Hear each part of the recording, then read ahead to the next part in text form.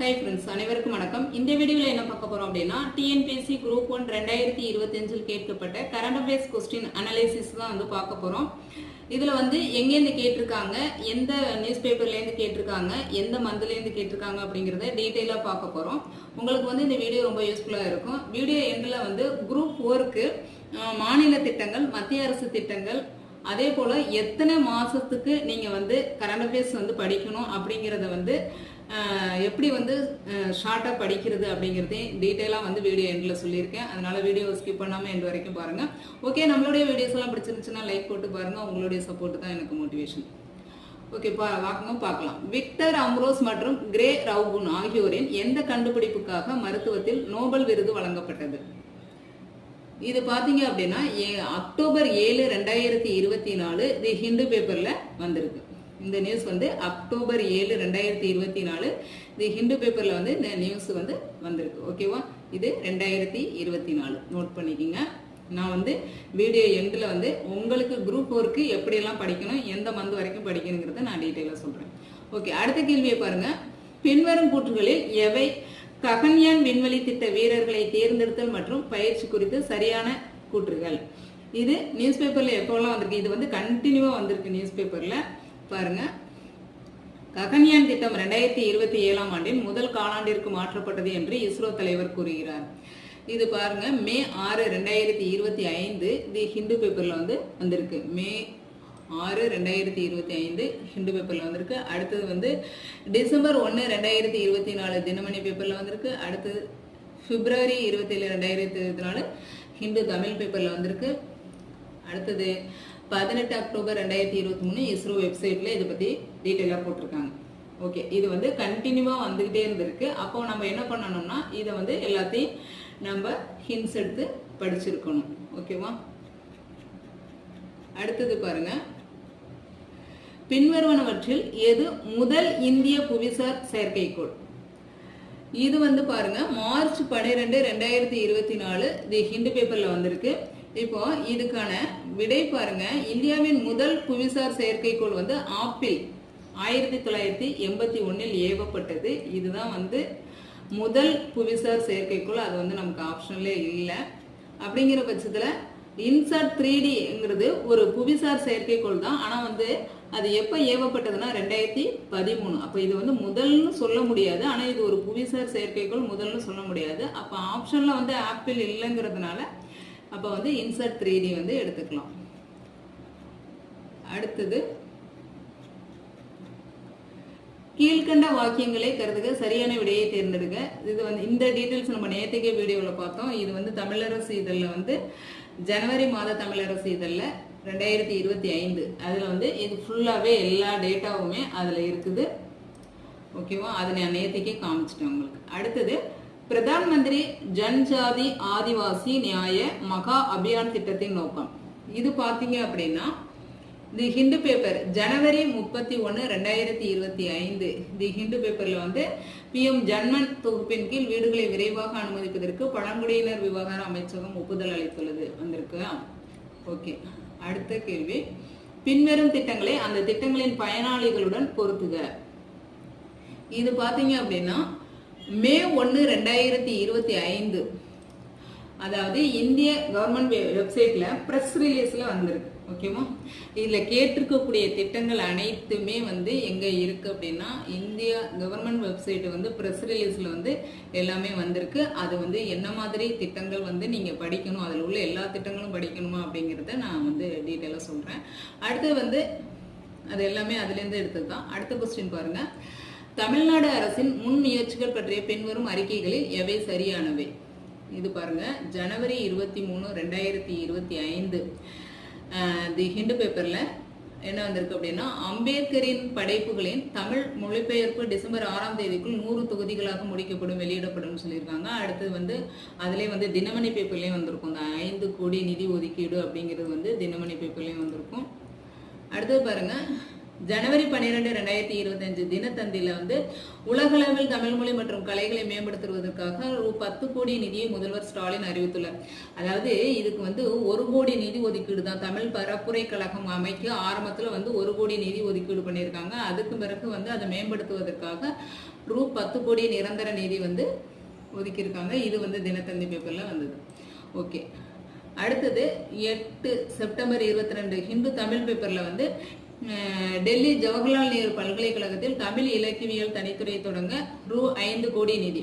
இது ஹிந்து தமிழ் பேப்பர் 2022 வந்தது. அப்போ நீங்கள் உடனே வந்து கரண்ட் அஃபேர்ஸ் நாங்கள் வந்து 2022 வரைக்கும் படிக்கணுமா அப்படின்னு கேட்கலாம்.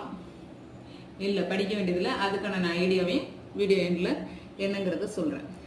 அடுத்து தீரா காதல் திருக்குறள் என்ற பெயரில் தீந்தமிழ் நிகழ்ச்சிக்கு ரூ. 2 கோடி நிதி ஒதுக்கீடு. இது வந்து தினத்தந்தி பேப்பரில் வந்தது. அடுத்து பாருங்க, முதலமைச்சரின் காலை உணவு திட்டம். இது பாருங்க, தமிழரசு இதழ் ஜனவரி 2025. நான் இது நேற்றுக்கே சொன்னேன். இது வந்து ஜனவரி 2025 வந்துச்சு, பிப்ரவரி எல்லா மந்த்லையுமே இதை பற்றி சொல்லிட்டு தான் வர்றாங்க. அதாவது அவங்க முன்னோடி திட்டங்கள்னே வந்து ஒரு 10 திட்டங்கள்கிட்ட வந்து சொல்லியிருக்காங்க. அது எல்லா மாத இதழ்லையுமே வந்துட்டு தான் இருக்கு. அது என்னென்னங்கிறது நீங்கள் அந்த இது தமிழரசு இதில் பார்த்தீங்கன்னாவே தெரியும். அந்த முன்னோடி திட்டங்கள் என்னென்னங்கிறது உங்களுக்கே புரியும். அடுத்தது பாருங்க, 2025-26 நிதி அறிக்கையில் குறிப்பிட்டுள்ள 4 இயந்திர வகைகள். இதுவும் நம்ம நேற்றுக்கே பார்த்துட்டோம். இது வந்து மத்திய பட்ஜெட்ல வந்து இந்த 4 இயந்திர வகைகள் வந்து அவங்க மேடம் நிர்மலா சீதாராமன் வந்து சொல்லியிருப்பாங்க. அது வந்து மத்திய பட்ஜெட்ல இருக்குது. ஓகேவா?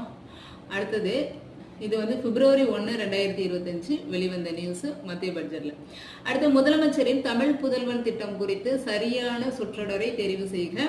இது வந்து நம்ம வந்து பார்த்தாச்சு. தமிழரசு இதழ் ஜனவரி 2025 நம்ம இது நேற்றுக்கு பார்த்துட்டோம். அடுத்தது திட்டங்களை அதன் முக்கியத்துவ நோக்கத்துடன் பொருத்துவோம்.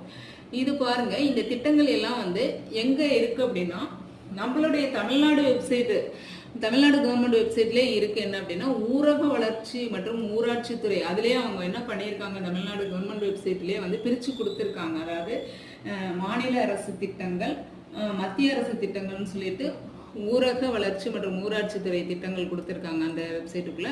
அதை படிச்சுக்கணும். அது எதுங்கிறத நான் சொல்றேன். அடுத்தது பொறுத்துக நீர் பாதுகாப்பு திட்டமும் மாநிலங்களும். இது பார்த்தீங்க அப்படின்னா March 24, 2025 the Times of India அந்த நியூஸ் பேப்பரில் வந்தது. இது வந்து தமிழ்நாட்டில் ஊரக பகுதிகளில் ஜல் ஜீவன் இயக்கத்தின் கீழ். இது வந்து இந்த பேப்பரில் தான், இந்த டேட்டில் தான் இல்லை, இது கண்டினியூஸாக இப்போ 1 இயராகவே இது தொடர்ந்து வந்துட்டு இருந்திருக்கு இந்த நியூஸு. என்ன அப்படின்னா ஜல் ஜீவன் திட்டத்தின் கீழே வந்து நம்மளுடைய கிராமப்புறங்களுக்கெல்லாம் வந்து குடிநீரின் தரம் சிறப்பாக இருப்பதற்கு இந்த பைப்பு அமைச்சிட்டு வந்துட்டு இருக்காங்க. இது வந்து எல்லா நியூஸ் பேப்பர்லையும் வரிசையாக வந்துட்டு இருக்கிறதுனால தான் இதனுடைய கேள்விகளே வந்து ரெண்டு இடத்துல நம்ம கேட்டிருக்காங்க. ஓகேவா? அடுத்தது பின்வருவைகளில் சரியான பொருத்தத்தை தேர்ந்தெடுக்க. ஆக்சுவலாக இது ஒரு ஸ்டாட்டிக் ஜிகே மாதிரி தான். ஆனாலும் வந்து அந்த பொற்பனை கோட்டை இது வந்து மே 20, 2023 தினத்தந்தி பேப்பரில் வந்து அது அந்த அகழாய்வு பணி ஆரம்பிச்சிருக்கு. அப்போ வந்து சொல்லியிருக்காங்க. மற்றபடி வந்து இது ஒரு ஸ்டாட்டிக் ஜிகே மாதிரி தான். அடுத்தது மருத்துவர் முத்துலட்சுமி ரெட்டி மகப்பேறு நலத்திட்டத்தின் கீழ் 2018 முதல் உயர்த்தப்பட்டுள்ள உதவித்தொகை ரூபாய். இது வந்து 18 March 2025 the Times of India news பேப்பர்ல வந்திருக்கு.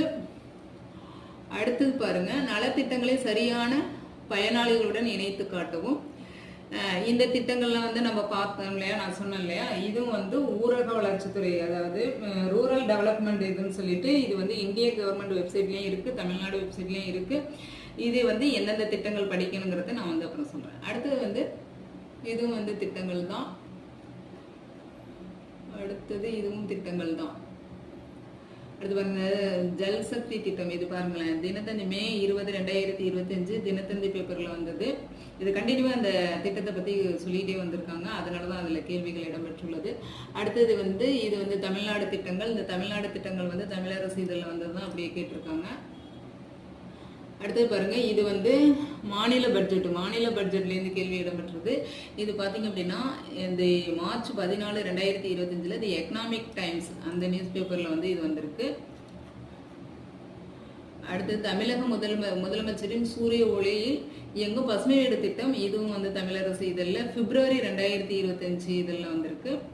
அடுத்தது பாருங்க, பின்வரும் நிரல்களை கால வரிசைப்படி அமைக்கவும், இதுவும் வந்து இந்த திட்டங்களும் ஊரக வளர்ச்சி மற்றும் ஊராட்சித்துறை தமிழ்நாடு அந்த கவர்மெண்ட் வெப்சைட்லேருந்து இந்த திட்டங்களும் வந்து கேட்டிருக்காங்க. ஓகேவா? ஓகே ஃப்ரெண்ட்ஸ், நம்ம வந்து இப்போ எங்கே இதெல்லாம் கேட்டிருக்காங்கன்னு பார்த்துட்டோம். இப்போ இதுலேருந்து நம்ம என்ன முடிவுக்கு வரலாம், குரூப் 4 வந்து எப்படி படிக்கலாம் அப்படிங்கிற என்ன முடிவுக்கு வரலாம் அப்படின்னா, திட்டங்களை பொறுத்த வரைக்கும் மாநில திட்டங்கள், மத்திய திட்டங்கள், மாநில அரசு திட்டங்கள், மத்திய அரசு திட்டங்கள் எப்படி படிக்கணும். மாநில அரசு திட்டங்கள் வந்து ஒரு முன்னோடி திட்டங்கள்னு ஒரு 10 திட்டங்கள் தான் இருக்குது. அது வந்து தமிழரசு இதழில் ஃப்ரண்ட் பேஜ்லேயே கொடுத்துட்றாங்க. அதாவது என்ன அப்படின்னா, கலைஞரின் மகளிர் மகளிர் உரிமை திட்டம், விடியல் பயண திட்டம், தமிழ் புதல்வன் திட்டம், நீங்கள் நலமா திட்டம், அடுத்தது வந்து காலை உணவு திட்டம், ஊட்டச்சத்து உறுதி செய் திட்டம் அப்படின்னு சொல்லிட்டு அத்திக்கடவு அவிநாசி திட்டம்னு ஒரு 10 முன்னோடி திட்டங்கள் இருக்குது. அது வந்து தமிழரசு இதழில் எல்லாத்துலேயுமே கொடுத்துக்கிட்டு வந்துட்டு இருக்காங்க. நீங்கள் அதை பார்த்தீங்கன்னாவே தெரியும். அந்த திட்டங்களை நல்லா படிச்சுக்குங்க. ஆக்சுவலாக எத்தனை மாதத்துக்கு படிக்கலாம் அப்படின்னா, இதை அனலைஸ் பண்ணதை பொறுத்த வரைக்கும் 8 மாதங்களுக்கு படிங்க போதுமானது. லாஸ்ட் 8 மந்த்ஸுக்கு படிங்க. ஏன்னா வந்து இப்போ ஷார்ட் டைம் பீரியடாக இருக்கிறதுனால லாஸ்ட் 8 மந்த்ஸுக்கு வந்து இந்த தமிழரசு இதில் வந்து பார்த்துக்குங்க. அடுத்தது மத்திய அரசு திட்டங்கள் வந்து என்ன கேட்டிருக்காங்க, இவ்வளோ திட்டங்கள் கேட்டிருக்காங்க அப்படின்னு நீங்கள் பார்த்து பயப்படலாம். ஆனால் மத்திய அரசு திட்டங்களை பொறுத்த வரைக்கும், அதாவது ரூரல் டெவலப்மெண்ட், அந்த கிராமப்புறத்துக்காக அவங்க என்ன திட்டங்கள் செஞ்சாங்களோ அந்த திட்டங்களை தான் அதிகமாக கேட்டிருக்காங்க. அதாவது வந்து பெண்களுக்காகவும் கிராமப்புறங்களுக்காகவும் செஞ்ச திட்டங்கள்லேருந்து தான் அதிகப்படியான திட்டங்கள் வந்திருக்கு. இது வந்து ரூரல் டெவலப்மெண்ட்னு சொல்லிட்டு ஒரு இந்திய வெப்சைட்டுக்குள்ளே இது எல்லாம் கொடுத்துருக்காங்க. அதே மாதிரி தமிழ்நாடு ரூரல் டெவலப்மெண்ட்டுக்குள்ளேயும் இந்த திட்டங்கள், மத்திய அரசு திட்டங்கள் எல்லாமே தமிழ்நாடு ரூரல் டெவலப்மெண்ட்டுக்குள்ளே கொடுத்துருக்காங்க. அப்போ நீங்கள் வந்து ரூரல் டெவலப்மெண்ட்டு இந்தியா மற்றும் தமிழ்நாடுக்கு அந்த திட்டங்கள் படிச்சுக்கிட்டா போதுமானது. அடுத்த திட்டங்கள் சொல்லிட்டேன்னா, அடுத்தது வந்து எத்தனை மாதத்துக்குன்னு சொல்லிட்டேன், 8 மந்த்ஸுக்கு சொல்லிட்டேன். 8 மந்த்ஸுக்கு வந்து தி ஹிந்து பேப்பர், ஹிந்து தமிழ் பேப்பர் ரெண்டும் பார்த்துக்குங்க. 8 மந்த்ஸுக்கு தி ஹிந்து பேப்பர், ஹிந்து தமிழ் பேப்பர் பார்த்துக்குங்க. அது ஹிந்து, இங்கிலீஷ் அண்டு தமிழ். அடுத்தது அந்த கேட்டிருந்தாங்க இல்லையா, 2022லேருந்து கேட்டிருக்காங்க அப்படின்னு சொல்லியிருந்தேன் இல்லையா, அது என்ன அப்படின்னா நிதி ஒதுக்கீடு. அதாவது இதுவரைக்கும் தமிழ்நாடு முதலமைச்சர் வந்து தமிழுக்காக, தமிழ் சம்பந்தமா என்னவெல்லாம் நிதி ஒதுக்கீடு செஞ்சிருக்கிறாரோ, அது திட்டங்களுக்கு நிதி ஒதுக்கீடு தனியாக இருக்கும். அது நீங்கள் திட்டங்கள் படிக்கும் போதே படிச்சுப்பீங்க. அடுத்தது அது போக தமிழ் சம்பந்தமா உள்ளதுக்கு வந்து அவர் நிதி ஒதுக்கீடு பண்ணியிருப்பார் இந்த 4 இயர்ஸில். அந்த 4 இயர்ஸ் அச்சீவ்மெண்ட்டில் அவர் தமிழ் சம்பந்தமா நிதி ஒதுக்கீடு பண்ணியிருக்கிறத எடுத்து செலக்டிவாக 4 வருஷத்தில் அவர் தமிழ் சம்பந்தமா என்னவெல்லாம் நிதி ஒதுக்கீடு, இப்போ திருக்குறளுக்கு என்ன நிதி ஒதுக்கீடு, மொழிபெயர்ப்புக்கு எவ்வளோ நிதி ஒதுக்கீடு அப்படின்னு அந்த தமிழ் சம்பந்தமா அந்த 4 வருஷத்தில் அவர் என்னெல்லாம் நிதி ஒதுக்கீடு பண்ணியிருக்கிறாரோ அதை நோட் பண்ணிக்கங்க. அதுதான் வந்து நான் 2022ன்னு போட்டிருப்பேன். நீங்கள் உடனே 2022 வரைக்கும் கன்னட பேஸ் படிக்கணுமான்னு யோசிக்க வேண்டாம். இதுதான் குரூப் 4க்கு இப்படி படிச்சிங்கன்னா போதுமானது. இது வந்து உங்களால் செலக்டிவாக எனக்கு எடுத்து படிக்க தெரியாது அப்படின்னு நினச்சிங்கன்னா, உங்களுக்கு வந்து வீடியோஸ் வேணும்னா கமெண்ட் பண்ணுங்கள். நான் கரண்ட் அஃபேர்ஸை 10 டேஸுக்குள்ளே உங்களுக்கு முடிச்சு கொடுக்குறேன். தேவைப்படுது அப்படின்னா நீங்கள் கமெண்ட் பண்ணால் மட்டும்தான் என்னால் வந்து அது செய்ய முடியும். தேவைப்படுறவங்க அது சொல்லுங்கள். இதுதான் ஐடியா. ஓகேவா? ஓகே, நன்றி. நெக்ஸ்ட் வீடியோவில் பார்க்கலாம். நன்றி.